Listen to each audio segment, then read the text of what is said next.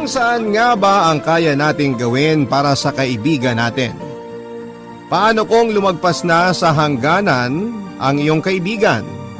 Sasamahan mo ba siya hanggang sa dulo? O iiwanan mo na lamang para mailigtas ang sarili mo? Ikaw kapuso, hanggang saan ang kaya mong gawin para sa kaibigan mo? Dear Papa Dudut, lahat tayo ay may itinuturing na totoong kaibigan. Sanggang dikit partners in crime o best friend, ika nga. Minsan dahil sa best friend natin ay nakagagawa tayo ng maling desisyon sa buhay. Para mapagtakpan lamang ang katotohanan at kalokohang ginagawa nila kahit alam mong mali na. At nagsisisi na lamang tayo sa huli kapag nalagay na sa alanganin ng bawat isa. Papadudod, ako po si Easy, 26 years old at isa akong gay performer dito sa Puerto Galera. Tubong Occidental Mindoro ang pamilya namin, pero dito ako sa Puerto Galera nakahanap ng maayos na trabaho. At dahil wala namang TV sa bar na pinagtatrabahuhan ko ay radyo, ang pinakikinggan namin. Avid listener mo kaming lahat. At todo kami palagi nag-aasaran kami kung sino ang unang magsisend ng kwento sa'yo. Iniisip kasi namin na sa dami ng nagpapadala ng liham sa'yo ay tiyak na 50-50 ang chance na mapili ang liham namin. Pero sinubukan ko pa rin dahil alam ko na maraming mai-inspire sa kwento ko. Sabay kaming lumaki ni Jenny, mas matanda lamang ako ng 2 taon sa kanya. Bata pa lamang kami ay kitang-kita na ang angking ganda nito. Makinis siya pero may pagkabalahura din ng bunganga. Masaya siyang kasama kaya siguro ay komportable kami sa isa't isa. Kaya naman noong magdesisyon akong magtrabaho dito sa puerto ay sumama din siya sa akin. Magkasama po kami sa trabaho at iisa ang bahay na inuupahan namin. Dito kami mas lalong naging close ni Jenny.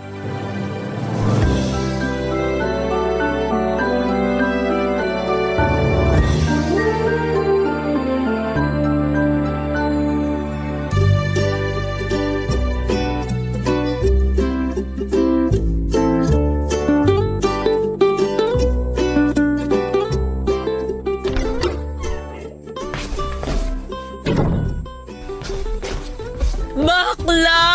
Ay, hala! Anong nangyari sa'yo, babae ka? Bakit tumatungal ka para kang kinakatay na baka? Iniwan na niya ako! Nakipag-break na siya sa akin! Tumigil ka na nga sa kakaatungal mo. Mamaya isipin ng mga kapitbahay, pinagsasamantalahan kita eh. Kaloka ka! Ang sakit eh! Alam mo yon? Siya lang yung lalaking minahal ko. Tapos sabi niya sa akin, hindi na daw siya masaya. Ay naku, tumigil ka na sa paggawa mo ha. Ang sakit na sa tenga ng boses mo, naririndi na ako. Ano ba kasi iniiyak-iyak mo? Mabuti nga tumagal pa siya ng 1 taon eh. Sa tindi ng ugali mo na yan, naku, patay na kambing lang ang hindi magre-reklamo. Bakla naman eh! Nakita mo nagamot ako, babanatan mo ako ng ganyan? O anong gusto mo? Ihele kita para tumahan ka, ganon. Masyado ka kasing selosa. Ang ganda-ganda naman ng peslak mo. Pero kung magselos ka, wagas. Kapag mahal mo ang isang tao, magsiselos ka talaga. Palibhasa kasi hindi mo pa naranasan magmahal eh. Gaga? Anong akala mo sa akin, tuot? Walang pakiramdam? Hoy, kahit na bakla ako, marunong ako magmahal, no? Ay naku, mabuti pa ayusin mo na ang sarili mo. Kakain na tayo. Ang tsaka ng itsura mo, oh. Wala akong ganang kumain. Ay naku, bahala ka. Basta ako kakain na. Ang sarap pa naman ng niluto ko. Bakla, anong gagawin ko? Wala kang dapat gawing babae, kundi kumain. Eh kung yan ini-emote mo, kinukuha mo na ng plato, di masasaluhan mo na ako. Makakakain na tayo. Dali na, may trabaho pa tayo mamaya. Arte mo. Hindi ako papasok mamaya. Hindi ko kaya magtrabaho. Ang sakit-sakit kasi! Babae, ano ka ba? Hindi mo dapat iniiyakan ng kagaya niya. Buti sana kung gwapo eh. Kaso mukha naman paa. Ang ganda-ganda mo tapos magkakaganyan ka sa mukhang paa. Sa mahal ko eh! Anong gagawin ko? Kamahal-mahal naman ako, di ba, bakla? Mabait naman talaga mabait. Magtigil ka. Pero yung kamahal-mahal, pwede pa. Pero yung mabait, wag mo na ipilit. Tara na, kumain na tayo. Ayoko kumain, bakla. Promise, wala akong gana. Wala. Ay nako, alam mo babae, gusto sana kitang damayan sa kaartehan mo na yan. Kaso ilang beses nang nangyari to eh. Kaya wa-effect na sa akin yan. Tumigil ka na. Kaya kung ayaw mong kumain at bet mong umatungal maghapon, sige, go be my guest. Basta ako, Lala Fez. Papadudot na awa ko sa kanya pero hindi ko pwedeng ipakita yon dahil lalo lamang niyang iindahin ang sakit. Ito lamang kasi ang lalaking minahal niya ng sobra. Sa dami ng naging boyfriend niya, noong ko lamang siya nakita na umiyak at nasaktan. Alam ko na ito lamang ang lalaking minahal niya at saksi ako doon, papadudot. Siya kasi ang tipo ng babae na kapag ayaw na sa isang lalaki basta na lamang niya itong binibreak. Karma. Yan ang tamang sabihin ko sana sa kanya pero pinili kong huwag sabihin dahil alam ko na mas makakadagdag pa yon sa sentimiento de asukal niya, papadudot. Sinubukan ko siyang pakalmahin. Lahat na yata ng magaganda at masasakit na salita ay sinabi ko na sa kanya. Dahil pinapabayaan na niya ang sarili niya. Kahit na anong sabihin ko sa kanya ay hindi siya nakikinig. Alam ko nalilipas din ang lahat ng sakit na nararamdaman niya. Kilala ko si Jenny. Sandali lamang itong mag-i-emote at makaka-move on din ito kaagad. Kaya kahit naawa ko sa kanya ay pinabayaan ko na lamang siya sa gusto niya. Hinahayaan ko siyang manahimik at mag-iiyak. Madalas ko pa siyang pinapagalitan dahil nawawalan na siya ng gana dahil sa lalaking hindi naman deserve ang mga luha niya.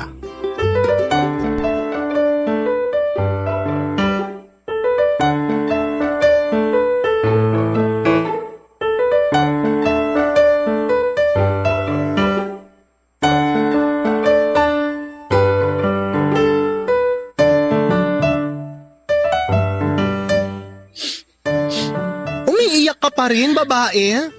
100 years na kayong hiwalay, ganyan ka pa rin? Move on din, babae, pag may time. Mabuti sana ko yung iniiyakan mo, artistahin eh. Ayusin mo nga yung sarili mo. Bilis, tara, mamasyal tayo. Ayoko, bakla. Tinatamad ako, ikaw na lang. Palagi na lang tayong ganyan? Teka, kailan ka ba huling nagsuklay, babae ka? Alam mo pa ba kung ano ang suklay? Ginagamit sa buhok yun. Tignan mo nga yung itsura mo. Ang gulo-gulo ng buhok mo, ang dugyot-dugyot mo. Hoy babae, baka may kuto ka na ha, mahawa mo ko, kokrompalin talaga kita. Pabayaan mo nga ako. Wala kang pakialam kahit hindi ako magsuklay o mamaho ako. Umalis ka na kung aalis ka. Gusto ko mapag-isa. Ay hindi, aalis tayo. Tingnan mo nga yung eye bags mo, mga maleta na oh. Alam mo, imbes na nag-e-emote ka dyan, ipakita mo sa lalaking yun na mukhang paa na hindi siya kawalan. Sinasabi ko sa'yo, maniwala ka sa akin, pagsisisihan ng boyfriend mong mukhang paa na iniwang ka niya. Ayoko nga. Hoy, pag ako nainis sa'yo talagang kakalad ka rin kita, sinasabi ko sa'yo. Huhubaran kita at bubuhusan kita ng malamig na tubig, sige. Para makita mong hinahanap mo. Kilala mo ako babae, pag sinabi ko ginagawa ko. Ang kulit talaga ng baklang to. Ayoko nga sabi eh. Ano bang mahirap intindihin sa sinabi ko? Kung gusto mong umalis, umalis ka. Huwag mo na akong isama, okay? Alam mo, nuknukan ka ng arte, nakakainis. Eh wala naman akong gagawin doon. Baka mainis ka lang lalo sa akin. Iwanan mo na lang ako at huwag mo na akong kulitin. Alam mo babae, hindi ko talaga alam kung anong ipinakain sa'yo ng mukhang paa na yun kung bakit nagkakaganyan ka. Ang pangit-pangit naman! Yung ex mo ang gwapo, hindi mo iniyakan ng ganyan. Tapos ngayon mukha kang nagdurusa? Mukha kang yagit ang dugyot-dugyot mo? Paano ka umabot sa ganyan? Mukha pangit kang bakla ka.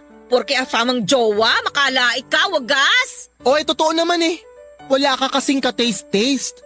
Huwag mo kasing masyadong seryosohin yung kasabihang ang maganda para sa pangit. Hindi totoo yon. Kaya ka nagkakaganyan kasi tatanga-tanga ka. Alam mo, kung ako sa'yo, aalis na ako. Huwag mong sayangin ang oras mo sa pangwawalang niya sa akin. Wala ka mapapala. Concerned lang ako sa'yo, babae. Mahal kita, kaibigan kita eh. Hindi ko kayang makita na nagkakaganyan ka dahil lang sa isang lalaking mukhang paa. Masanay ako na binabalahura mo ko. Nakikipaghuntahan ka sa akin, yung maingay ka, nakikipagsabayan ka, makulit, magulo, ganun. Hindi yung ganyan ang itsura mo. Yung mukha naglublob ka sa putik. Mabuti pa mag-inom na lang tayo. Ay, hindi ko bet magwalwal today, babae. Doon na tayo sa mall. Gusto kong mag-mall. Doon na tayo.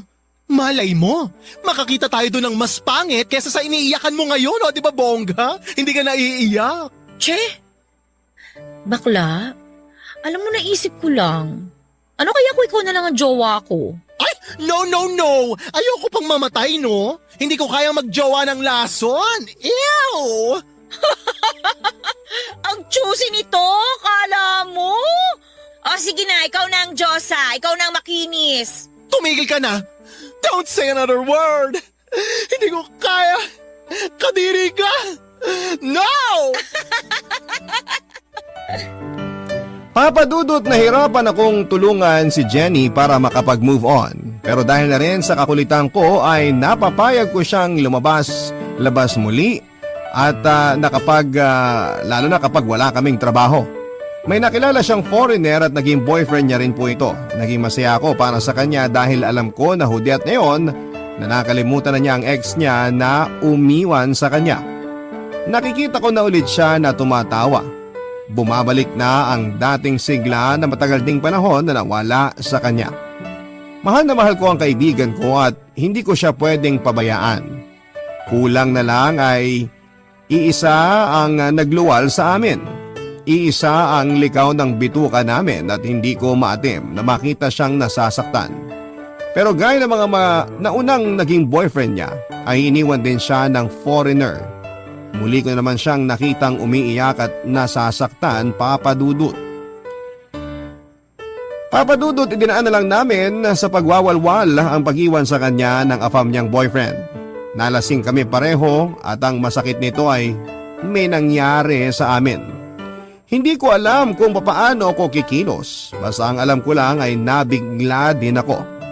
Paano ay may mangyayari sa amin samantalang laso ng tingin ko sa mga babae? Kaya litong-lito ako sa mga oras na yon. Tomboy ba ako? Ilang ulit kong tinatanong ang sarili ko kung totoo ba ang mga nangyari. Kung nananaginip lamang ba ako. Malabo pa kasi sa sabaw ng pusit na may mangyari sa aming dalawa ng isang babae at sa kaibigan ko pa. Halos hindi ko na nga alam kung nakatulog ba ako at hindi ko rin alam kung anong magiging reaksyon namin pag naging maayos na ang katinoan naming dalawa, Papa Dudut. Barangay Love Stories. Barangay Love Stories. Ay nagkakailangan pa kaming dalawa. Hanggang sa inisip na lang namin na bangungot lang ang nangyari at hindi namin gusto. Ang mahalaga ay alam namin sa sarili namin na may nangyari. Isang buwan din na mahigit na medyo nagkakailangan kaming dalawa at kung kailan na nagiging maayos na ang lahat, ay saka naman biglang nagkaproblema. Nabuntis siya at sa akin niya pinapaako ang bata. Ako daw ang ama. Paano ko tatanggapin na sa akin ang bata kung alam ko na bago may mangyari sa amin ay may nakasiping din siya, ang boyfriend niya na foreigner. Bigla akong nakaramdam ng takot, Papa Dudut. Paano nga kung ako ang ama ng ipinagbubuntis niya? Paano ko pakikisamahan ang isang babae? Okay sana kung hindi ako ang ama ng bata kasi wala akong obligasyon sa bata. Tutulungan ko lamang siya dahil kaibigan ko siya, pero papaano kung ako ang ama? Paano ako kikilos? Hilong-hilo na ako sa kakaisip pero walang pumapasok sa isipang kong matinong sagot. Hihintayin ko ba muna siyang manganak para malaman ko kung sa akin talagang bata bago ko siya tulungan? O tutulungan ko na siya at aakuin ang bata? Kahit na hindi pa namin alam kung sino talaga ang ama, pag blue eyes ay hindi akin.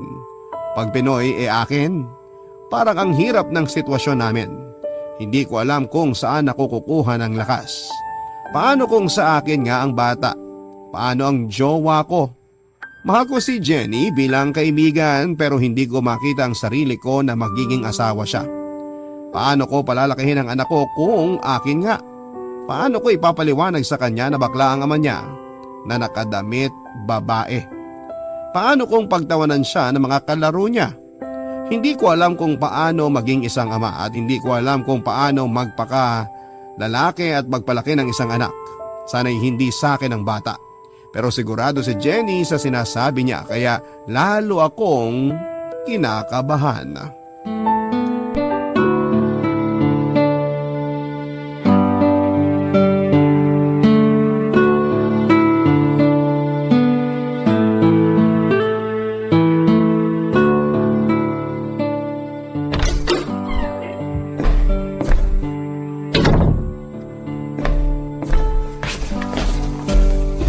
Oh, kumain ka na ba? Oo, kanina pa. Anong inulam mo? Siya nga pala. Nakausap ko ang jowa ko, uuwi raw siya.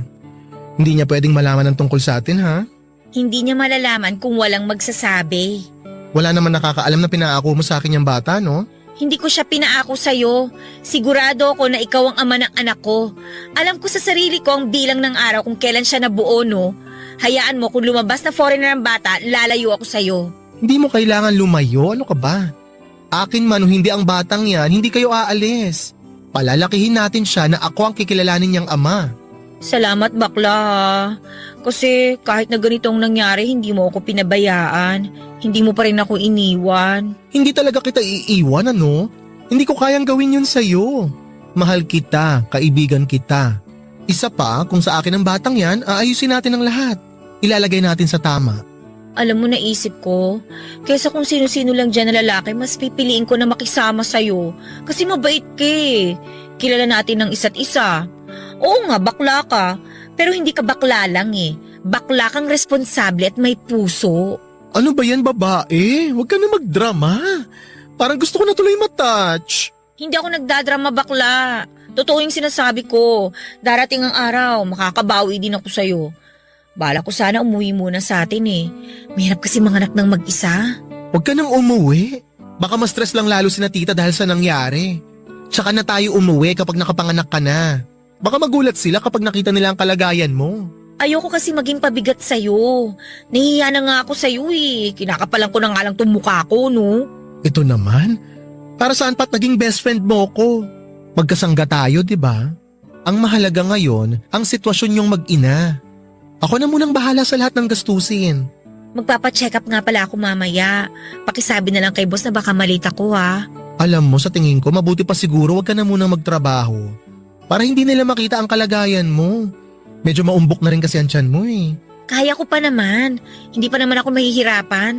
Mas maigi nga na may ginagawa ako kaysa mainip lang ako dito sa bahay. Wag na, baka ma-stress ka lang kapag nagtrabaho ka pa.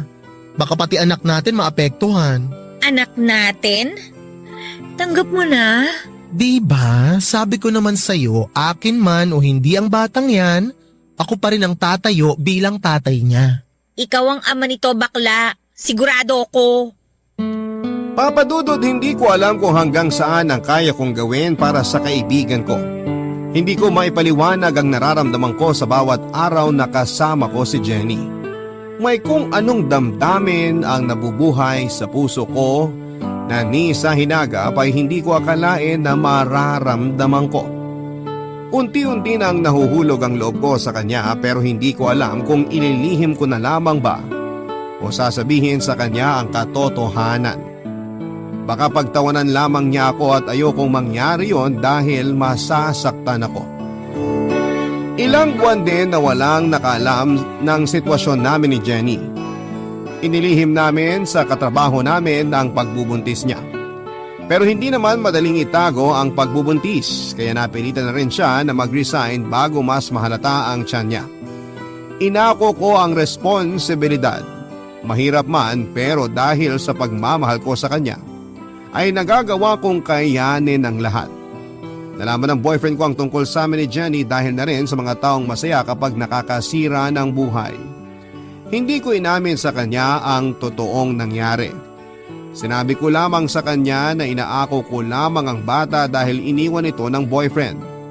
Napaniwala ko naman siya kaya hindi niya pinutol ang suporta niya sa akin. Pero nagulo ang mundo ko dahil inamin din sa akin ni Jenny na natututunan na rin niya akong mahalin, Papa Dudut.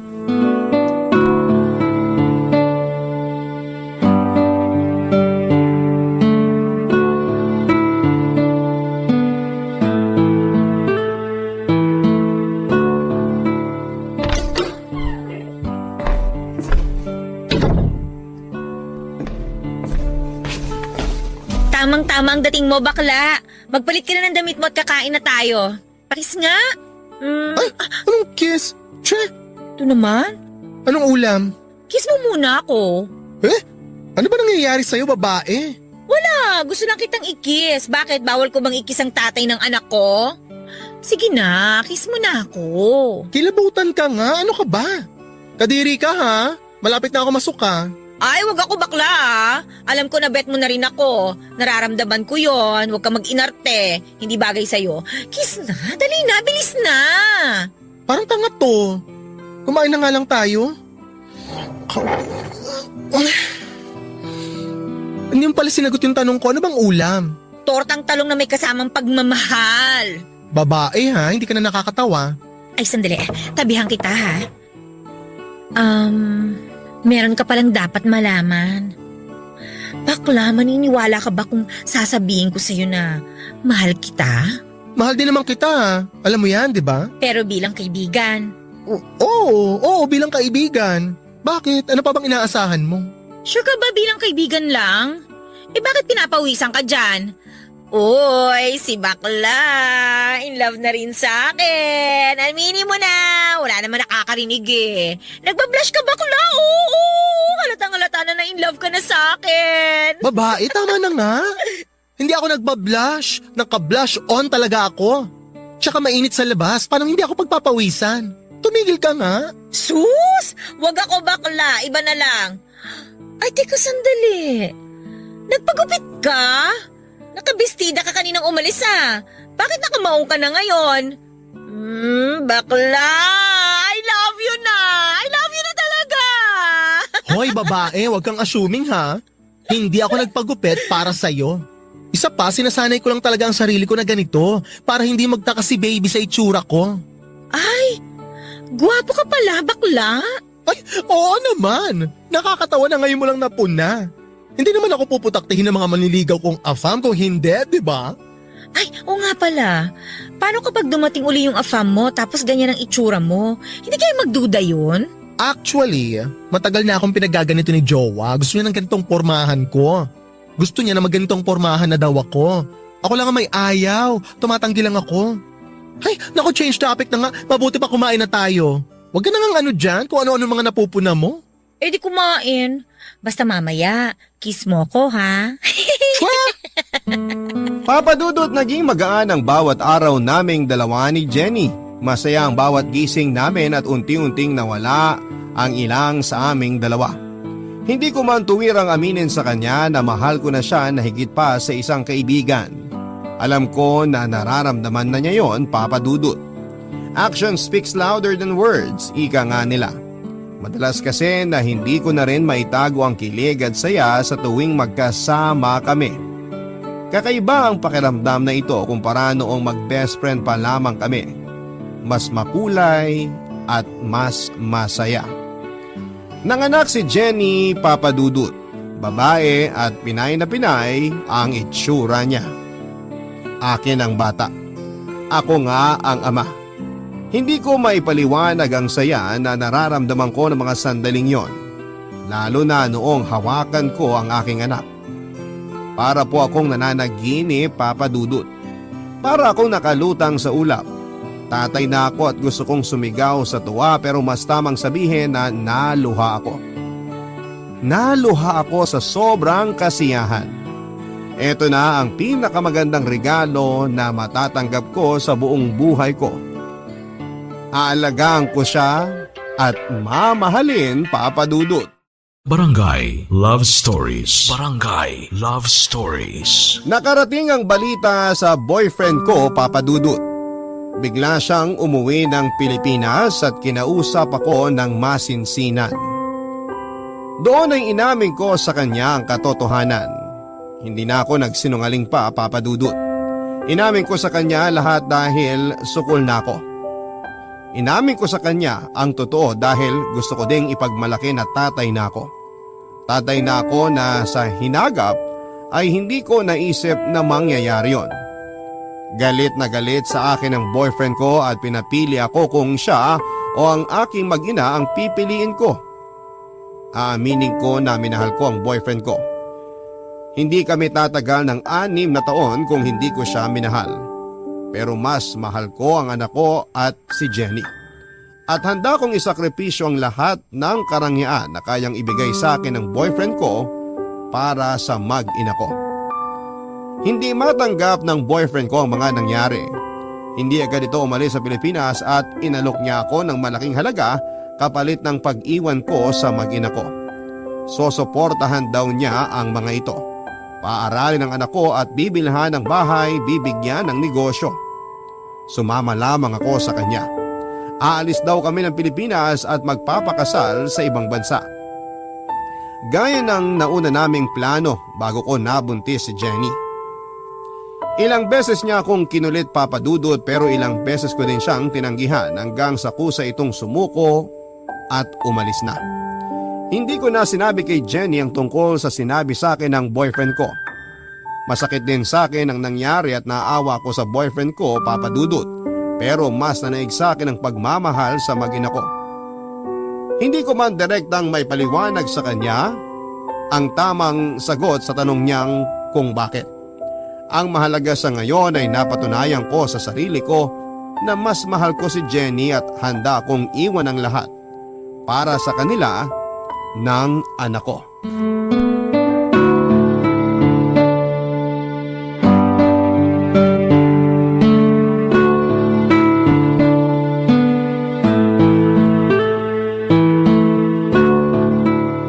Bakla, anong oras na? Bakit ngayon ka lang dumating? Kanina pa kita hinihintay ah. Bakit mo ako hinihintay? May problema ba? Wala. Hindi lang ako sanay nang hindi ka kagad umuwi pag wala kang trabaho. Masanay ka na babae. Masanay ka na rin na paminsan-minsan hindi ako uuwi. Alam mo na. Huwag mo sabihin na lalaki ka, bakla. Hindi magandang biro yan ha. Eh ano naman kung man lalaki ako?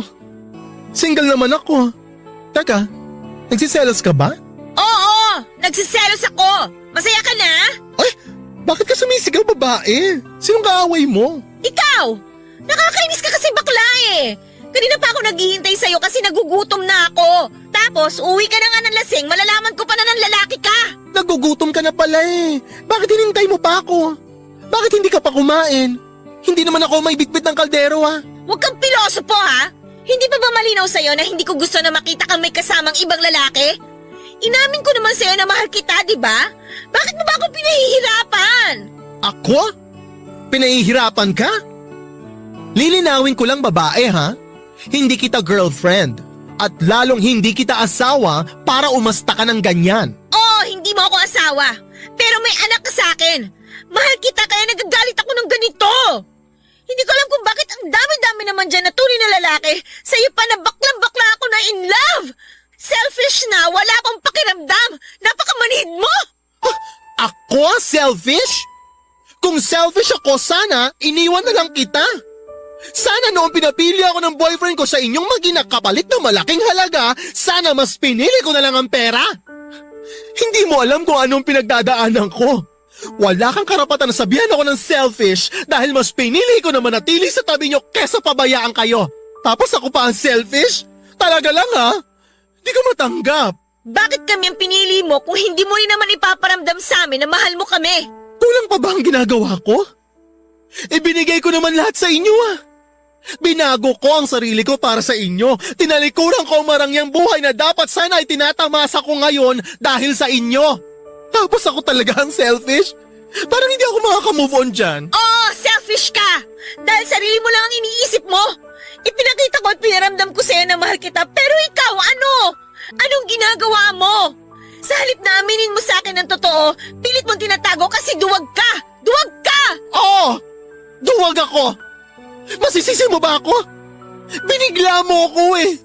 Pero dapat nga magpasalamat ka pa rin sa akin eh. Dahil kahit duwag ako at kahit selfish ako tulad ng sinasabi mo, hindi ko kayo pinabayaan. Sapat na ba yung hindi mo lang kami pinabayaan? Bakla! Kailangan ko rin ng assurance na kami lang ng anak mo sa buhay mo. Gusto ko marinig sa'yo na mahal mo ko. Kasi ako, mahal na mahal kita. May gatas pa ba si baby? Baka wala na, bibili muna ako sa labas. Huwag mong ibahin ang usapan! Mahal mo ba ako o Kasi kung hindi mo ako mahal, mabuti pa na umalis na kami dito ng anak mo. Ano bang nangyayari sa'yo, babae? Hindi ka naman dati ganyan Alam mo, mabuti pa kumain na lang tayo. Baka nalipasan ka lang ng gutom. Bakla naman eh! Mahal kita! Mahal na mahal kita! Bakit ba ayaw mong maniwala? Alam mo, nagbumukha na akong tanga ha? Pero kilala mo naman ako, di ba? Pag sinabi kong mahal ko talaga! Tsaka na natin pag-usapan ng tungkol sa bagay na yan, pwede? Alam mo, magpapahinga na nga lang muna ako. Ayoko nang kumain. Nawalan na ako ng gana. Papa Dudut, hindi ko alam kung bakit hindi ko nagawang aminin kay Jenny ang totoong nararamdaman ko.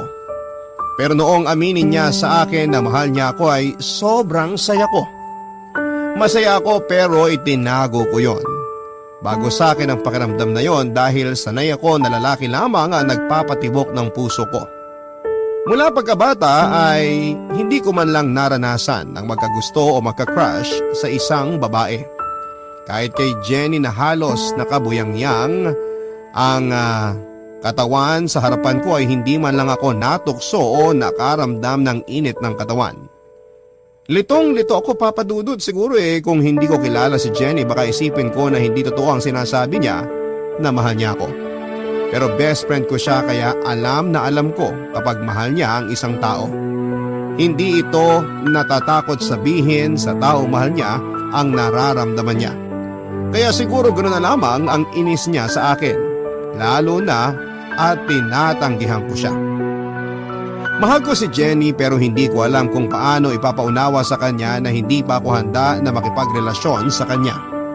Hindi pa ako handa, Papa Dudut, na pumasok sa relasyon na hindi ko alam kung paano sisimulan.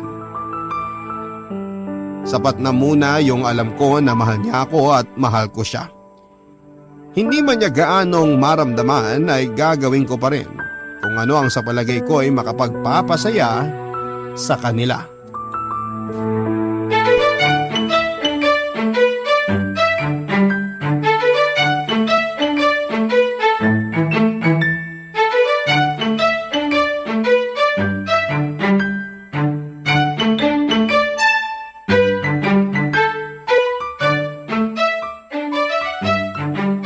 Tulog ng baby kong maganda. La, la, la. Good morning, babae. Good morning, bakla. Wala bang kiss? Ano ba? Hindi pa ako nagtutoothbrush? Hello, baby kong mahal. Good morning. Mamaya na ikikiss ni daddy yan, ha? Magtutoothbrush lang ako. Si mami din, baby. Ikikiss ni daddy pagka-toothbrush. Diba, baby? Pero okay din naman ako i-kiss kahit hindi pa nagtutoothbrush si daddy. Diba, baby? Tra! Babae, anong ulam? Ako, ayaw mo? Baliw! Ang aga-aga, babae, ha? Bakla, phone mo nagre-ring. Ay, hiya mo siya. Sino ba kasi yan? Wala, baka yung customer ko yung kagabi. Kagabi pa ako kinukulit nun eh. Naku, bakla binabalaan kita. Huwag kang manlalalaki, hindi ako papayag. Eto na naman po tayo. Wala nga lang yun, ano ka ba? Maaga pa para mamburaot, babae, ha? Utang na loob. Hindi naman kita binuburaot. Ang akin lang naman, hindi na magandang tingnan na may lalandiin ka pang lalaki. Gusto mo bang kalakihan ng anak mo na ganito tayo? Teka, okay naman tayo, di ba? Isa pa, alam mo naman sa umpisa pa lang ganito na ako. Pinipilit ko naman magbago para sa inyo, ha? Bakla yung totoo. Wala ka ba talaga nararamdaman para sa akin? Wala nga, ang kulit mo naman eh. Friendship lang talaga ang kaya kong ibigay sa'yo. Hindi naman natin kailangan na maging tayo para mapalaki natin ng maayos yung anak natin, ha? Diba? Ay, may karelasyon ka bang iba? Wala. Kasi kung may boyfriend kang iba, hahayaan na lang kita. Uwi na lang kami ni baby sa atin. Yung totoo, bakla. Wala nga, sabi. Ang kulit, ah. Eh bakit ka sumisigaw? Wala naman akong sinabing masama ah. Eh, ang kulit mo kasi eh. Araw-araw na lang, yan ang issue mo. Araw-araw din kasi na nagpapaka-ipokrita kang bakla ka. Best friend mo ko. Alam ko kung nagsisinungaling ka o hindi, no? Ay, hindi porke best friend mo ko, dapat alam mo na lahat ang tungkol sa akin. Alam na alam ko, bakla. Kilalang kilala kita mula sa mga hibla ng buhok mo sa ulo hanggang sa patay mong kuko. Kaya tigilan mo na ako sa kaduwagan mo ha, at saka dyan sa pagiging ipokrito mo. Alam ko naman na mahal mo ko, hindi bilang kaibigan lang. Huwag ka na kasing mag-inarte. Alam ko na gusto mo rin akong halikan, yakapin at katabi sa gabi. Kiss mo na ako. Uy, hahalikan na ako niyan. I love you, bakla. Aamin na yan. Mahal mo ko, no? Mahal mo ko, no? Uy, mahal na niya ako. Aamin na yan. Tumigil ka na nga, babae. Ano ba? Hindi ka na nakakatuwa. Ano ba? Lumayo ka. Kita. O ayan, ano? Masaya ka na. Aamin ka din pala eh. Pinahirapan mo pa ako. Wala kasing kupas yung kakulitan mo eh. Dapat pala noon ko pa ginawa to, bakla, no? Ang tibay kasi ng arte mo sa katawan. Nakakaloka ka. Eh ganun talaga pag Diyosa. May papilit effect. Kinuha mo na nga ang virginity ko nang hindi ko alam eh. Virgin ka? Saan banda? Kahit na butas ng ilong mo, hindi na virgin eh. Hoy, virgin pa ako, babae. Virgin pa ako sa mga laso na kagaya mo. I love you, bakla. Pakis nga ako. I love you too, babae. Papa Dudut, masayang masaya ako ng mga sandaling yon. Salamat kay Jenny dahil hindi niya ako tinigilan. Malaya na ako. Malaya ko nang maiparamdam sa mag-ina ko ang pagmamahal na matagal ko nang kinakatakutang ipakita at iparamdam sa kanila. Ganon pala kapag nagmamahal ka ng totoo. Nawawala ang takot. Nawawala ang pag-aalinlangan mo sa sarili mo. Napuno ng pagmamahalan ang tahanan namin at hindi naging hadlang ang pagiging bakla ko para magkaroon ng masayang pamilya. Marami pa rin sa paligid namin ang nagtataas po ng kilay. Marami kaming naririnig na hindi magagandang salita mula sa mapanghusgang mga tao sa paligid pero hinahayaan na lang namin. Hindi namin sila pinapansin sapagkat hindi sila nagpapakain sa amin kaya kiber sa mga kagaya nila. Ang mahalaga ay masaya kami. Papa Dudut, inaya kong magpakasal si Jenny na manhikan ako sa kanila at tuwang-tuwa ang mga magulang namin. Dahil noon pa man ay sinasabi na nila sa akin na kung hindi lamang ako bakla ay mas gusto nila na ako ang mapangasawa ni Jenny. Pero dahil wala talaga akong plano mag-asawa ng lason ay palagi ako nagtataray dahil ang alam ko noon ay lalaki ang gusto ko at hindi babae. Wala sa hinagap ko na pumatol talaga sa lason na kagaya ni Jenny. Nang malaman ng ex-boyfriend ko na fam na ikakasal na ako ay umuwi po ito, kinausap ako at pilit pa rin niya akong kinukumbinse na iwanan ko ang mag-ina ko. Pero sa huling pagkakataon ay muli ko siyang tinanggihan at sinabi ko sa kanya na wala na siyang aasahan dahil mahal ko talaga ang mag-ina ko. Alam kong karangyaan ang kapalit ng pagtanggi ko sa ex ko, pero walang halaga ang kayamanan kung hindi ka naman masaya. Mas pipiliin ko ang simpleng buhay kasama ang mag-ina ko kesa humiga sa salapi nang hindi sila kasama. Alam ko kung gaano ako kamahal ng ex ko. Ramdam ko yon sa higpit ng yakap niya sa akin bago siya umalis. Nakita ko siyang umiyak. Pero ganon pala yon, Papa Dudut, no? Kapag nawala ang pagmamahal mo sa isang tao kahit nagmamakaawa na bumalik ka ay hindi mo na magagawa. Lalo na at may mahal ka ng iba. Bago umalis ang ex ko ay binigyan niya ako ng malaking halaga. Hindi ko sana tatanggapin pero sinabi niya na regalo daw niya yon sa kasal namin. Hindi ko na rin siya natanggihan, Papa Dudut. Bagamat hindi siya umaten sa kasal namin, baka daw doon pa siya mag-iskandalo. Hindi daw niya alam kung kailan siya babalik pero sana raw pagbalik niya ay magkita muli kami, hindi bilang magkasintahan kundi bilang magkaibigan na lamang. Pero bigla akong parang nabunutan ng tinik. Napayapa ang isipan ko at nagpapasalamat sa Panginoon dahil naging maayos ang lahat. Maraming salamat po sa pagbasa ng liham ko, Papa Dudut, at sa masusugid mong tagapakinig. Sana'y kapulutan nila ng aral ang kwento ko at huwag tayong matakot na iparamdam sa minamahal natin ang nararamdaman natin. Maging ito man ay katawa-tawa sa paningin ng iba. Huwag tayong matakot sa sasabihin nila dahil ang pagmamahal ay hindi tumitingin sa kasarian o sa itsura. Bagkos ay sa nararamdaman sa kabila ng panghuhusga. Papadudod ay niyaya na rin ako ni ate na magtrabaho sa abroad kasi may kilala raw siya na pwedeng makatulong para mapadali ang proseso ng mga papeles ko. Nasa tamang edad naman ako noon kaya naisip ko na pwede na rin siguro yon. Para kahit papaano ay mas gumaan pa ang buhay ni nanay. Sumangayon ako sa plano ni ate kaya lang ay hindi naman kami magkasama dahil sa isang factory sa Taiwan ako na ipasok ng agency. Ayos na rin kasi at least hindi ako nahirapan na makaalis tapos legal pa ang naging proseso ng pag-alis ko, Papa Dudut.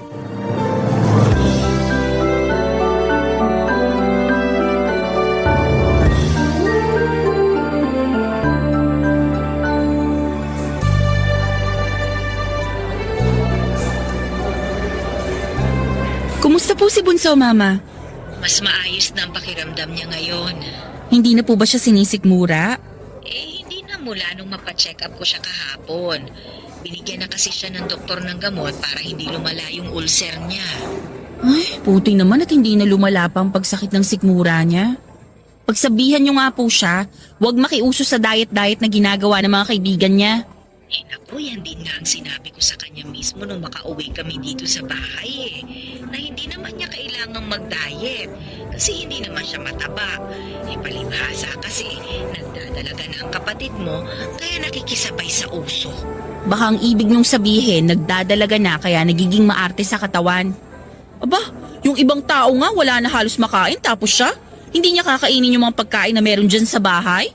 Baka gusto niya bawasan natin ang school allowance niya para hindi siya makabili ng pabango o makeup niya. Hayaan mo na yung kapatid mo at napagsabihan ko na rin naman siya. Ikaw ba, Ivy? Kumusta ka naman dyan sa Taiwan? Okay naman po, Mama. Okay, pero parang malungkot yung boses mo May problema ka ba? Wala naman po. Namimiss ko lang po kayo kaya bigla akong nakaramdam ng lungkot ngayon. Miss ka na rin namin ng mga kapatid mo. Lalo na yung mahihigpit na yakap mo sa akin. Bakit po umiiyak na kayo, Mama? Pati po tuloy ako naiiyak na rin dito. Pasensya ka na, Ivy, ha? Naisip ko lang kasi na kung hindi maagang nawala ang papa ninyo, hindi nyo nakakailanganin na umalis ng ate mo at magtrabaho sa malayo. Hindi kayo magsasakripisyo para sa amin ng mga kapatid nyo. Ganun po talaga ang buhay. May mga pangyayari na hindi natin kayang kontrolin o baguhin. At wala tayong ibang magagawa kung hindi ang sumunod sa agos ng buhay kahit gaano pa yun kabigat para sa atin. Kasi ang mahalaga naman, kahit magkakalayo tayo ngayon, alam ko na kasama kami ni ate palagi sa mga dasal nyo. Siyempre naman, hindi talaga kayo nawawala sa mga dasal ko gabi-gabi. At malaking tulong na po yun para mapanatag ang loob namin ni ate. Sige na po, Mama. Patapos na rin po yung lunch break ko. Ingat po kayo dyan palagi, Love you. Bye po. Oy, babay na din, anak. Love you too. Hirap naman magpigil ng luha kapag kausap ko na si Mama. Uy, Ivy. Ayos ka lang? Oo. Bakit ka umiiyak? Oh, itong tissue. Kunin mo. Salamat, Kelvin, ha? Ang totoo, kausap ko kasi si Mama kanina at medyo nagkadramahan kami. Nagpipigil nga ako ng iyak habang ka-video call ko siya. Kaya eto ngayon, nagwawala tong mga luha ko. Ganyan talaga kasi nga bago ka pa lang dito sa Taiwan. Homesick ka sa tuwing makakausap mo sila. Kasi mas mararamdaman mo rin kung gaano mo sila kamiss. Ikaw ba? Hindi mo ba namimiss ang pamilya mo sa Pilipinas? Siyempre namimiss ko sila lalo na yung mga kapatid ko. Pero niisip ko na lang na sila rin naman ang dahilan kung bakit ako nandito ngayon Nagsasakripisyo ako para sa kanila at para sa magandang kinabukasan nila. Ginagawa ko yun dahil mahal na mahal ko sila. Kaya yun na lang din ang isipin mo. Ginagawa mo ang magtrabaho sa malayo para sa mga taong mahal mo.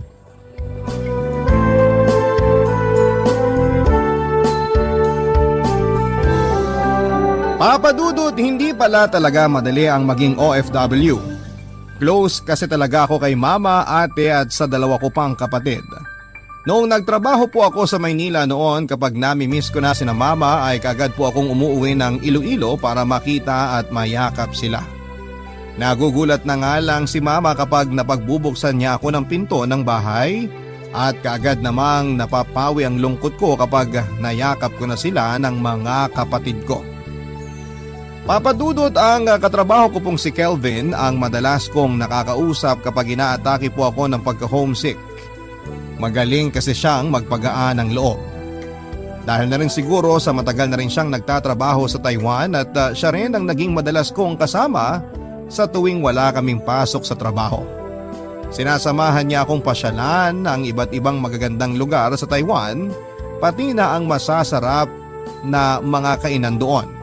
At hindi nga nagtagal ay nahulog ang loob ko sa kanya hanggang sa magkaroon na kami ng relasyon, Papa Dudut.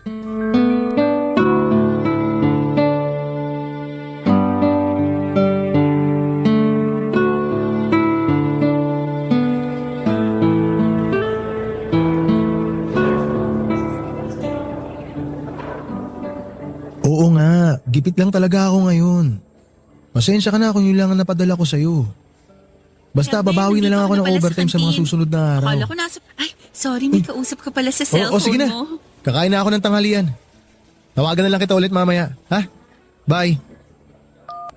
Ivy, sorry hindi na ako nakapagpaalam sa'yo kanina. Dumiretso lunch break na ako. Ayos lang kasi halos magkasunod lang din naman yata tayong dumating dito sa kantin. Sino pala yung kausap mo? Ano lang, yung kapatid ko. Malapit na raw kasi yung enrollment nila kaya ayun, pinapaalala niya lang sa akin na kailangan ko raw dagdagan yung padala kong pera sa kanila. Sino naman sa mga kapatid mo yung tumawag sa'yo? Yung sumunod sa'yo? O yung mas bata pa? Yung sumunod sa akin. Kasi nasa college na siya ngayon eh. Di ba? Hindi ko alam kasi wala ka naman masyadong kinukwento tungkol sa kanila. Hindi rin naman natin kasi sila kailangan pag-usapan masyado. Ano nga palang niluto mong ulam para sa lunch natin ngayon? Sinigang na baboy sa katortang talong. Eto, ilalagay ko na dito sa lamesa natin ang mga baunan ko. Wow! Ang sarap naman ng binaon mong pagkain. Alam ko kasi na namimiss mo na yung ganyang pagkain. Kaya gumising talaga ako na maaga kanina para makapagluto. Salamat Ivy Mapaparami na naman ako ng kanin nito. Sa susunod, ikaw naman ang ipagluluto ko.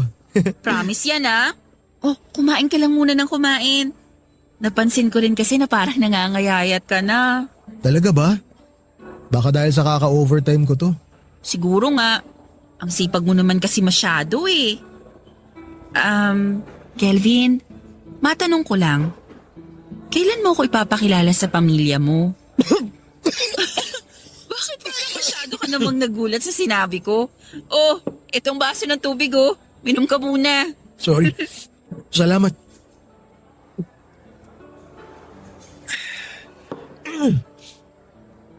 Ano ulit yung tanong mo? Kung kailan mo ako ipapakilala sa pamilya mo? Kailangan pa ba yun? Oo naman. Siyempre. Pero na lang kung hindi ka pala seryoso sa akin. Ivy, alam mo naman kung gaano ako kaseryoso sa relasyon natin, di ba? Nung una pa lang kitang makita, gusto na talaga kita. At kagaya mo, seryoso ako sa kung ano man ang namamagitan sa ating dalawa. Kung totoo yung sinasabi mo, bakit hindi mo pa ako ipakilala sa pamilya mo? O kahit sa parents mo man lang muna? Kasi nga, masyado pang maaga para isipin natin ang mga bagay na tungkol dyan. May tiwala ka naman sa akin, di ba? Oo, meron. Oh, yun naman pala eh. Basta i-enjoy na muna natin yung mga oras na magkasama tayo dito sa Taiwan. Promise, kapag umuwi na tayo ng Pilipinas, ipapakilala kita agad sa buong angkan namin.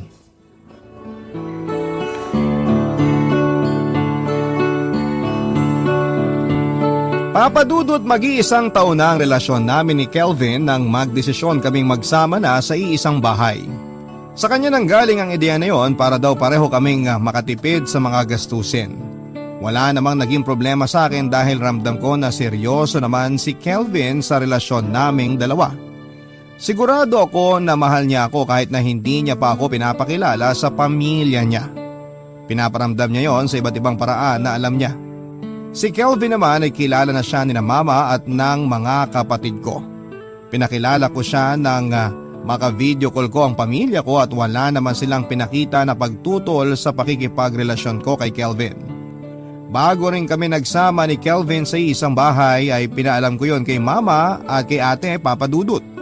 Sinabi nila na tamang edad na raw ako at kaya ko na raw mag-decide para sa sarili ko.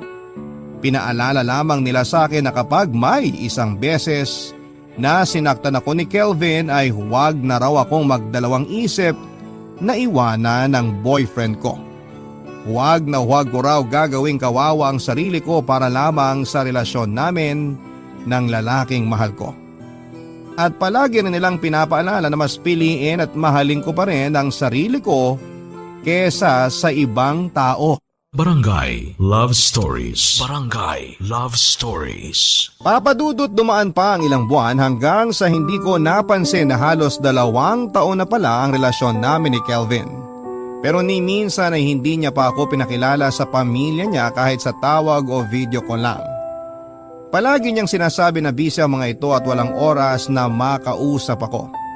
Sinabi din niya na mas okay kung makilala ako ng pamilya niya kapag nakauwi na kami ng Pilipinas. Nung una ay palagi ko siyang kinukulit na ipakilala ko kahit man lang sa magulang muna niya.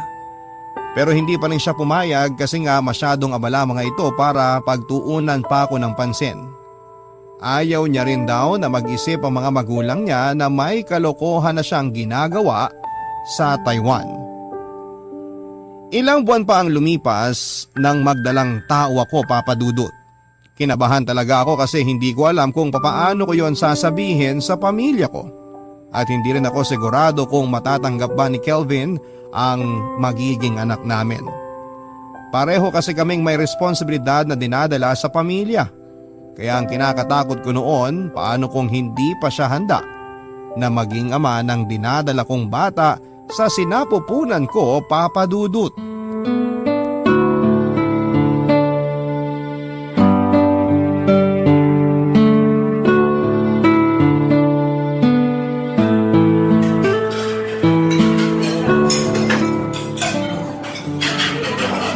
Grabe! Ang sarap naman ng beef noodle soup dito, Ivy. Halata nga, kasi pang-apat na order mo na yung kinakain mo ngayon. Pang-apat ko na ba to? Akala ko pangalawa pa lang eh. Pang-apat mo na yan at mukhang makakalima ka pa. Kasi paubos na yung kinakain mo ngayon. Mukhang posibleng mangyari yan kasi ang sarap talaga ng beef noodle soup nila dito. Alam mo ba na ilang taon na ako nagtatrabaho dito sa Taiwan? Pero ito yung unang beses na nakakain ako dito sa restaurant na to. Talaga? Kahit na malapit lang to dun sa dating apartment na tinutuluyan mo? Oo. Medyo tago kasi yung spot na to eh kaya hindi ko masyadong napapansin. Sa bagay, tama ka dyan na hindi masyadong pansinin ng restaurant na to. Narecommend lang din naman sa akin to ng isang katrabaho natin. Akala ko nga napuntahan mo na to dati. Naku, hindi pa talaga, maniwala ka. Pero mukhang mapapadalas na ang pagde-date natin dito kasi nga ang sarap talaga ng mga pagkain nila. Ano palang meron ngayon? Bigla mo ako niyaya na kumain tayo sa labas. Hindi mo naman birthday. At mas lalong hindi ko birthday ngayon. Tapos hindi rin naman natin mansari. Kaya nagtaka talaga ako kanina nung yayain mo akong kumain sa labas pagkatapos ko maglaban ng mga damit natin. Wala lang. Namiss ko lang kasi yung mga ganitong date natin. Palagi ka kasing nag-overtime sa trabaho kaya hindi na tayo madalas na nakakapag-date. Sorry Ivy ha. Alam mo naman na pasukan eh kaya medyo dumodoble kahit ako ngayon. Okay lang. Naiintindihan ko kasi may mga kapatid din naman akong nag-aaral pa rin hanggang ngayon. Sadyang mas masipag ka lang talagang kumayod kesa sa akin. Hindi naman ako mas masipag sa'yo. Pareho lang tayo. Nagkataon lang na meron talaga akong kailangan habulin na ipadala. Pero mabalik tayo, ano bang meron? Bigla kang nagyayang lumabas tayo. Nanlibre ka pa ha? Siguro may gusto kang sabihin sa akin pero nahihiya ka lang, no? Oo, meron nga. Kelvin, seryoso ka na ba talaga sa akin? Ha? Ano bang klaseng tanong yan? Hindi mo ba kayang sagutin na lang yun ng diretsyo? Ay, okay, sige. Seryoso na. Oh, hawakan ko muna itong mga kamay mo ha, bago ko sagutin yung tanong mo. Mahal kita. At seryoso ako sa'yo, Ivy. Talaga? Oo nga. 2 taon na tayo. Tapos iisipin mo pa na nakikipaglaro lang ako sa'yo? Ganito na lang. Ano bang gusto mong sabihin ko? Para maniwala ka na hindi lang to playtime para sa akin.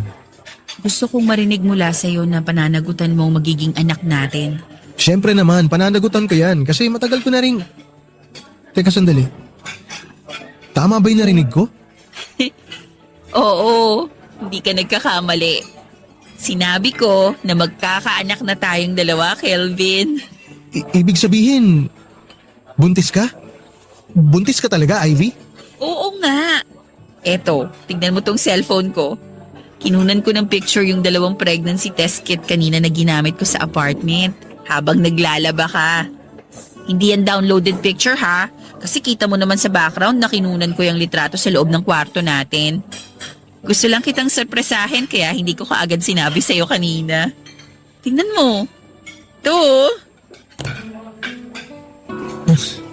Oh, bakit hindi ka makapagsalita dyan?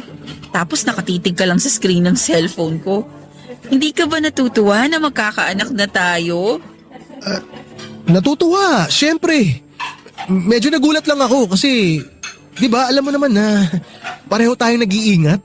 Oo nga, pero hindi naman na siguro nakapagtataka.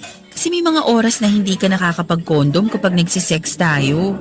Lalo na kapag nakakainom ka ng alak. Ay, mukhang hindi pala good news para sa'yo tong sinabi ko. Ano ka ba, Ivy? Huwag ka nga mag-isip ng ganyan. Magandang balita yan para sa akin kasi gusto ko rin naman na magkaanak tayo eh. Nagulat lang talaga ako pero hindi ibig sabihin nun hindi ako masaya ngayon. Ivy, kung alam mo lang kung gaano kasaya tong puso ko kasi nga sa wakas natupad na yung isa sa mga pangarap ko. Ang maging nanay ka ng magiging anak ko.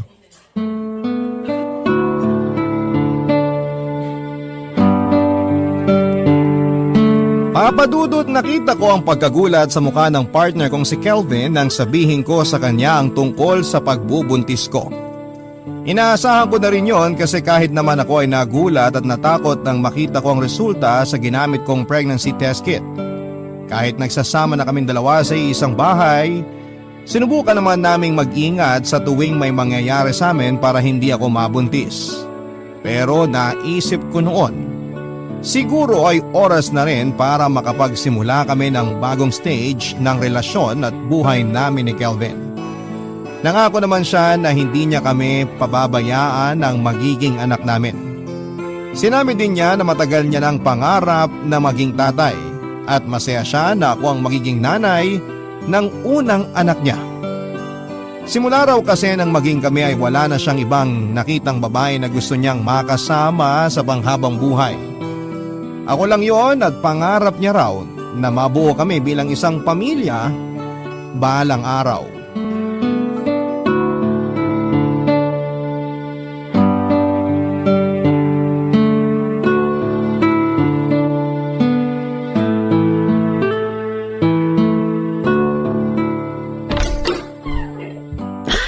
Nakauwi na rin sa wakas. Oo nga eh. Mas matagal pa yung pinila at binyahe natin kumpara sa check-up mo dun sa OB mo. Gusto mo ng juice, Ivy? Kahit tubig na lang okay na sa akin. Okay sige, kukuha kita sa ref. Dami na rin kasing pasyente dun sa klinik ni doktora. Pero mabuti na lang at mabilis din tayong natapos sa ginawa niyang pag-check up sa akin at dito kay baby. Tapos ang bait pa ni doktora. Kaya parang ang bilis lang ng oras habang kausap ko siya kanina. Ang sabi ng mga katrabaho natin na nagrekomenda sa kanya, mabait daw talaga yung si doktora. Siguro kasi dahil Pinoy din siya. Ayun nga lang, medyo malayo talaga yung klinik niya kaya ang tagal din nung naging biyahe natin. Sinabi mo pa, dun talaga ako sa biyahe natin napagod. Ito yung tubig mo, Ivy oh. Salamat. Kanina pa rin talaga ako nauuhaw eh. Halata nga kasi naubos mo yung 1 litrong tubig na baon natin kanina. Sorry na, ang init kasi sa labas kaya nauhaw kami ni baby. Uy, oo nga pala Kelvin. Nang lumabas ka saglit kanina habang magkausap kami ni doktora, tinanong niya ako kung kailan ba daw natin planong magpakasal. Magpakasal? Eh kasi 'di ba mas mahirap i-process ang pagpapalit ng apelyido ng anak natin kung sakaling naipanganak ko siya nang hindi pa tayo kasal. Yun din ang sinabi ni doktora kanina. Kaya ang sagot ko na lang sa kanya, magpapakasal tayo bago ako manganak. Ivy, dati pa nating napag-usapan to, di ba? Mas maraming tayong dapat na i-prioritize kesa sa kasal na yan. Tulad ng vitamins yun ni baby, mga gamit ni baby at iba pang mga gastusin. Hindi pa nga kompleto yung ipon natin para sa panganganak mo eh. Alam ko naman yun. Gusto ko lang na marinig mula sa'yo na napapakasalan mo rin ako. Oo naman, darating din tayo dun, pakakasalan din kita. Pero ang isipin muna natin ngayon yung tungkol kay baby. Alam mo, excited na talaga ako malaman kung ano yung gender ng baby natin eh. Ako rin excited na. Nakaka-excite din no kung ano yung papangalan natin sa kanya kung sakaling babae o lalaki siya. Kelvin, alam mo, naisip ko na mas okay siguro kung tanungin din natin ang mga magulang mo tungkol dyan. Ha? Bakit naman bigla silang napasok sa usapan? Bigla lang din kasi silang pumasok sa isip ko na baka may maibigay sila na maganda o gwapong pangalan para sa magiging anak natin. Hindi mo pa rin ba pinapaalam sa kanila na magkakaroon na sila ng apo sa'yo? Eh, hindi pa. Kasi hindi pa naman kailangan eh. Anong ibig mong sabihin hindi pa kailangan? Kelvin, karapatan nilang malaman ang tungkol dito sa pinagbubuntis ko. Malalaman din naman nila yan, pero hindi pa muna ngayon. Eh bakit nga hindi pa pwede ngayon? Pag-uusapan na naman ba natin to, Ivy? Sinabi ko naman na sa'yo yung dahilan, di ba? Ayoko munang ipaalam sa kanila ang tungkol sa'yo kasi alam ko na magagalit sila. Tsaka Ivy, pag sinabi ko, baka isipin nila nahihinto na ako sa pagsuporta sa pag-aaral ng mga kapatid ko dahil nga magkakaanak na tayo. Kelvin, nasa tamang edad ka na. Sigurado naman ako na maiintindihan nilang sitwasyon natin ngayon. Ikaw ang hindi makaintindi sa akin, Ivy. Hindi mo kasi kilala ang pamilya ko. Ay, mabuti pa. Lalabas na muna ako. Titingin lang ako ng pwedeng mabili na pagkain para hindi ka na mapagod magluto mamaya. Papadudod para sa akin ay hindi maliit na bagay yung makilala ko ang pamilya ni Kelvin. Kilala na siya ng buong pamilya ko at alam na rin ni na mama ang tungkol sa pinagbubuntis ko noon. Kaya alam ko na dapat na rin naming ipaalam yon sa side ng partner ko.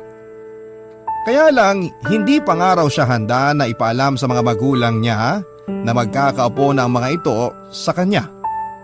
Hindi pa siya handa na makita ang magiging reaksyon ng mga ito kapag nakilala ako bilang live-in partner niya at kapag nalaman din na buntis na ako. Breadwinner kasi si Kelvin ang pamilya nila Papa Dudut at ang kwento niya sa akin ay 5 silang magkakapatid at siya ang panganay. Lahat ng mga kapatid niya ay nag-aaral pa. Ang tatay niya ay nagtatrabaho bilang pedicab driver at nasa bahay lang ang nanay niya. Kaya naman halos lahat ng kinikita niya sa trabaho ay pinapadala niya talaga sa pamilya niya. At dahil nga sa buntis na ako noon ay panayang overtime niya sa trabaho para madagdagan ang kinikita niyang pera. At hindi mapansin ng mga magulang niya na bawas na ang pinapadala niyang pera sa Pilipinas. Lahat ng yun ay ginawa niya, Papa Dudut, para umano sa pamilya niya. Barangay Love Stories. Barangay Love Stories. Hindi naman kasi naging sensitive ang pagbubuntis ko kaya nakapagtrabaho pa rin ako ng maayos. Ang dami nga ring natuwa sa mga katrabaho namin nang malaman nila na magkakaanak na kami ni Kelvin. Panay din ang bigay nila sa akin ng masusustansyang pagkain at excited na sila sa magiging anak ko. 4 na buwan na akong buntis nang sabay na matapos ang kontrata namin sa trabaho ni Kelvin. Nag-decide kami na sabay na ring umuwi ng Pilipinas habang inaayos nga ang pag-renew ng kontrata namin. Doon muna kami umuwi sa bahay namin ni na mama sa Iloilo para mabantayan niya rin ang pagbubuntis ko. At nang formal na siyang makilala ni na mama ay nagustuhan na rin siya nito dahil magalang daw si Kelvin at mabait na kausap. Bonus pa na mahusay magluto si Kelvin at sa unang araw niya sa bahay, siya ang nagluto ng para sa dinner namin. Kaya naman nakuha kaagad ng partner ko ang loob at boto ni mama. Pero habang tumatagal, may napapansin si mama sa kanya na hindi kaagad nito sinabi sa akin, Papa Dudut.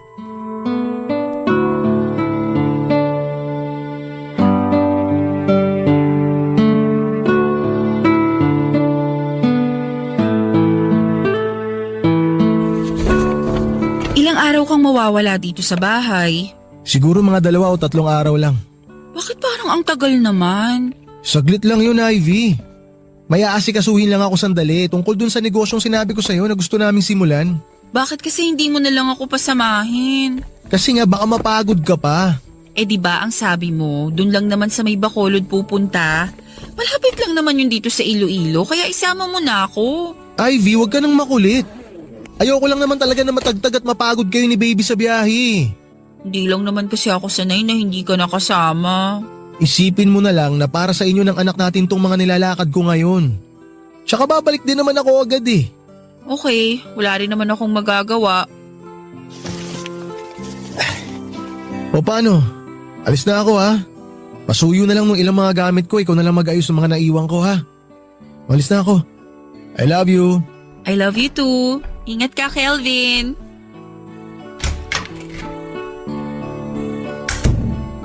Ay, bitin ko na nga lang muna tong mga damit na hindi sinama ni Kelvin sa bag niya. Ivy, ito na yung mga damit yun ni Kelvin na sinilong ko mula sa sinampay sa labas kanina. O ito, ilalapag ko na mga ito dito ha. Tiniklob ko na rin ng maayos sa mga yan. Salamat po, Mama. Isasama ko na rin po yan dito sa mga inayos kong damit ni Kelvin. Saan pala pupunta ang asawa mo? Nakasalubong ko pa siya bago ako pumasok na makuha ko yung mga tuyong damit ah. Sa Bacolod daw po. Sino naman ang pupuntahan niya doon? Yung mga magulang at kapatid niya ba? Hindi po, yung negosyo raw po na plano niyang buksan kasama ang 2 pinsan niya. Ah, ganun ba? Bakit parang ang laki naman yata ng bag na dala niya? Mga 2 o 3 araw daw po kasi siyang mawawala dito sa bahay. Ganon katagal para lang sa pag-aasikaso ng isang negosyo? Opo, yun po ang sabi ni Kelvin. Ivy, nakilala mo na ba ang pamilya ng lalaking yan? Ang totoo, hindi pa po, Mama. Kasi ang sabi niya, hindi pa handa ang mga magulang niya na magkaroon ng panibagong responsibilidad si Kelvin. Bakit naman pumayag ka na hindi malaman ng magulang niya ang tungkol sa pagbubuntis mo?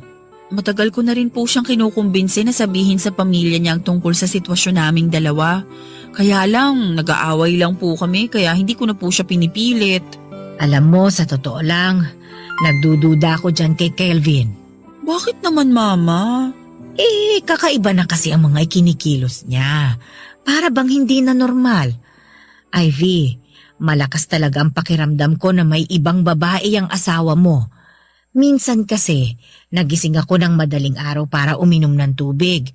Nakita ko yan na nasa may likod ng bahay habang may kausap sa cellphone niya. Sobrang hina nga lang ng boses niya kaya hindi ko narinig kung ano ba yung pinag-uusapan nila ng katawagan niya. Pati nga ang kapatid mo, sinasabi rin na minsan niyang nakita na may ka-video call na babae yang si Kelvin. Mama, hindi naman po ibig sabihin ng mga nakita o narinig nyo, niloloko na agad ako ng asawa ko.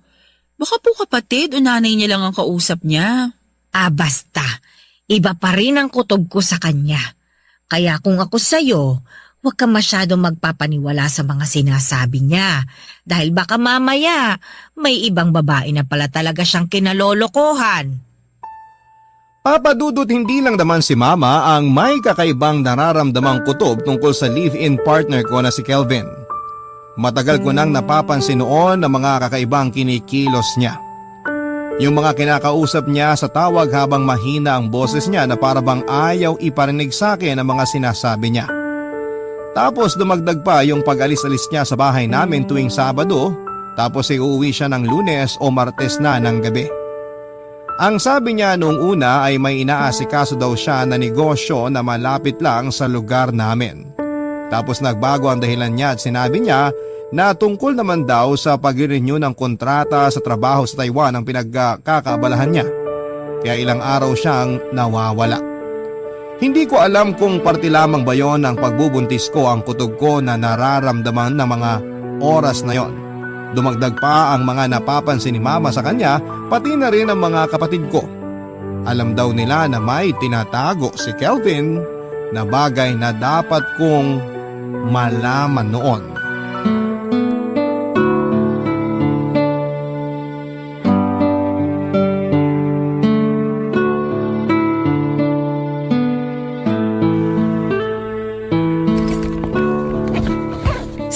naman pupunta, Kelvin? Nagpaalam na ako sa'yo kagabi na may lakad ako Nagpaalam ka nga na may lakad ka, pero hindi mo naman sinabi kung saan ka pupunta. Ang laki na naman ng bag na dala mo Mukhang ilang araw ka na namang mawawala. Hindi naman masyadong matagal, mga 2 araw lang. Babalik din agad ako. Yan naman ang palagi mong sinasabi O eto, Oh, ano to? listahan niya ng mga requirements para sa kasal. Pinapaasikaso na sa atin ni Mama para daw… Ivy, ano na naman to? Akala ko ba nag-usap na tayo tungkol dito? Hindi pa tayo pwedeng magpakasal kasi nga dagdag gastos lang yan para sa atin. Hindi naman bonggang kasalan ang kailangan natin. Simple lang naman ang gusto ko kaya hindi tayo gagastos ng malaki para dyan. Pero hindi nga yan ang priority natin. Bakit ba hindi mo maintindihan yun? Hindi ba talaga priority tong kasal o ayaw mo lang akong pakasalan? Ay, mabuti pa umalis na ako. Kasi sigurado ako pag-aawayan na naman natin to Hindi ka aalis dahil pag-uusapan natin ang tungkol sa magiging kasal nating dalawa, Kelvin. Sa ibang araw na natin pag-usapan to. Kailangan ko na umalis. Saan ka ba talaga pupunta at parang nagmamadali ka masyado? Doon nga sa pinsan ko. Kailangan lang namin pag-usapan yung tungkol sa negosyo namin. Ilang beses ko ba kailangan sabihin sa'yo? Paulit-ulit na Sa bahay ng pinsan mo o sa babae mo? Wala akong ibang babae, Ivy. Saan mo ba napupulot yung mga sinasabi mo? Aminin mo na lang kasi na doon ka sa bahay ng kabit mo pumupunta tuwing umaalis ka dito. Mali ang iniisip mo. Hindi totoo yan. Talaga? Hindi mo ako niloloko? Wala ka talagang ibang babae na pinupuntahan? Wala kang kabit, Kelvin? Ano? Sabihin mo. Aminin mo na yung kabit mo talaga ang pinupuntahan mo. Umamin ka na. O sige! Gusto mo talaga malaman yung totoo? Sige, aminin ko na. Wala akong kabit. Pero may asawa ako. At ang asawa ko ang palagi kong pinupuntahan tuwing aalis ako dito sa bahay nyo. Ano? May asawa ka na? Ang ibig sabihin, kasal ka na sa ibang babae? Oo. Kasal na ako sa kanya. May 4 na anak kami. Hindi totoo yung sinabi ko sa'yo na naghihirap yung mga magulang ko at ako ang nagpapaaral sa mga kapatid ko. Matagal na akong ulila. Pero maniwala ka sa akin, Ivy. Kahit kasal na ako, ikaw pa rin ang… Sinungaling ka! Niloko mo ako!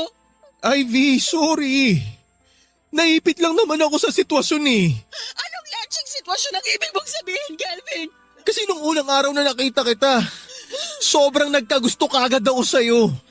Hanggang sa tuluyan na kitang minahal, kaya natakot ako na sabihin sa'yo yung totoo.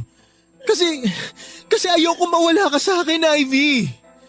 Kaya ginawa mo na lang akong kabit mo at isinabay mo sa asawa mo, ganon? Napakahayop ng ugali mo, Kelvin! Napakasinungaling mo! Napakasawa mo! Ivy, sorry. Sorry talaga. Minahal naman talaga kita Patawarin mo ako. Gusto mong umalis, di ba? Oh! Ayan!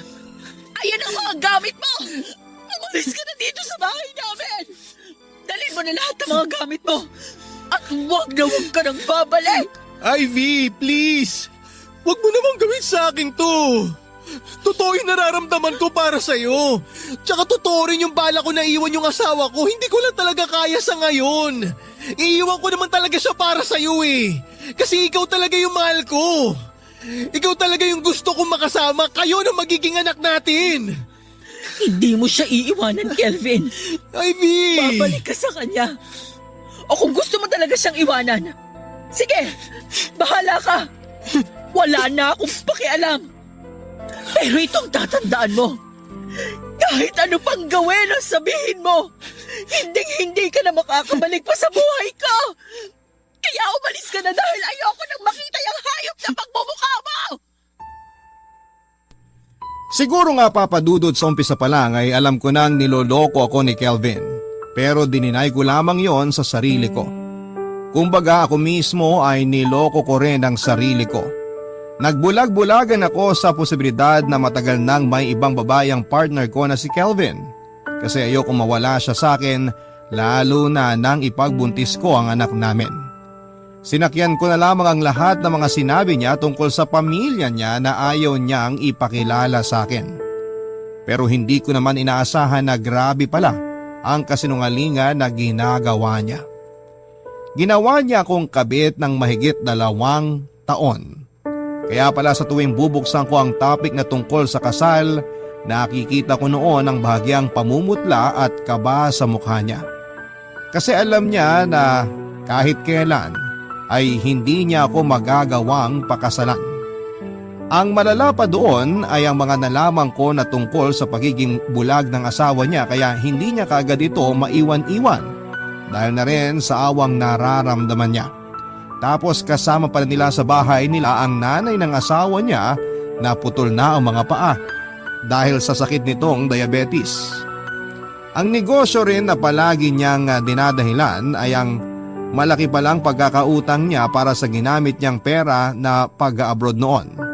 May mga death threat na rin siyang natatanggap dahil sa malaking pagkakautang niya na pilit niyang hinahanapan ng solusyon. Kaya pala siya todo kong kumayod sa pagtatrabaho noong nasa Taiwan pa kami dahil solo lahat ni Kelvin ang responsibilidad. Kasama na ang sariling pamilya ng asawa niya at lahat yon ay nagawa niyang aminin sa akin. Papadudot kahit na ilang beses pang sabihin sa akin ni Kelvin na ako ang mahal niya. Hindi ko na kaya pang palampasin ang mga nalaman ko tungkol sa kanya. Alam ko sa sarili ko na oras na para bumitaw ako sa kanya. Masyado ko nang binaba ang sarili ko para sa pagmamahal na nararamdaman ko para sa kanya. Masyado na akong nagpakabulag at bingi para lamang hindi siya mawala sa akin. At hindi ko deserve na masaktan ng paulit-ulit nang dahil lamang sa isang manloloko na kagaya ni Kelvin. Kaya naman kahit na ilang beses pang nagmakaawa sa akin si Kelvin ang araw na yon ay hindi ko na siya pinatawad pa. Niyakap niya ako, lumuhod siya at walang tigil sa pagiyak habang paulit-ulit na humihingi ng tawad. Pero naging matigas na ako at sinabi ko na tuluyan na lamang kaming maghiwalay. Na ayoko na at hindi ko na kaya pang ipagpatuloy ang relasyon namin. Tama na yung mahigit na 2 taon na niloko niya ako. Kaya naman sinabi ko sa kanya na tumuloy na siyang umalis sa bahay namin at huwag na siyang babalik pa. Dahil hindi ko na siya gustong makita o makasama. Pinagbantaan ko rin siya na kapag bumalik siya sa bahay namin ay isusumbong ko siya sa asawa niya ang ginawa niyang panloloko sa aming dalawa. Sa huli, papadudot, sinunod din po ni Kelvin ang gusto kong mangyari. Umalis siya sa bahay at mula noon ay hindi ko na siya nakita pa kahit pa ng mga anak ako. Ngayon ay single mother ako pero kahit kasama ko naman si mama at ang mga kapatid ko sa pagpapalaki sa anak ko na 5 years old na. Hindi pa naman siya nagtatanong tungkol sa papa niya pero sa oras na mangyari yon, sasabihin ko sa kanya na patay na ito dahil yun naman ang totoo para sa akin. Matagal nang patay si Kelvin sa puso ko pati na rin sa buhay ko. Dito ko na rin po tinatapos ang sulat ko, Papa Dudut.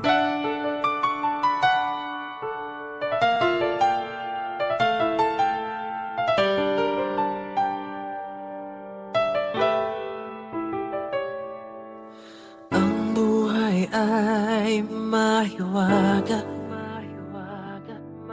laging may lungkot at saya. Sa Papa Dudut Stories, laging may karamay ka.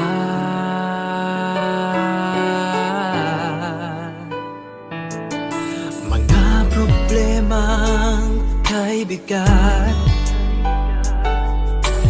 dito ay pakikinggan ka. Sa Papa Dudut Stories, kami ay iyong kasama. Dito sa Papa Dudut Stories, ikaw ay hindi nag-iisa.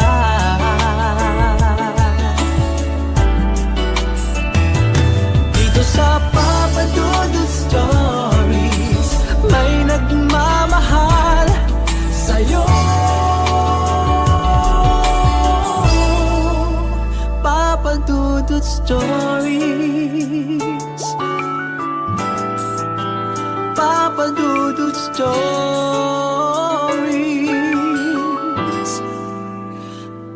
Papa Dudut Stories.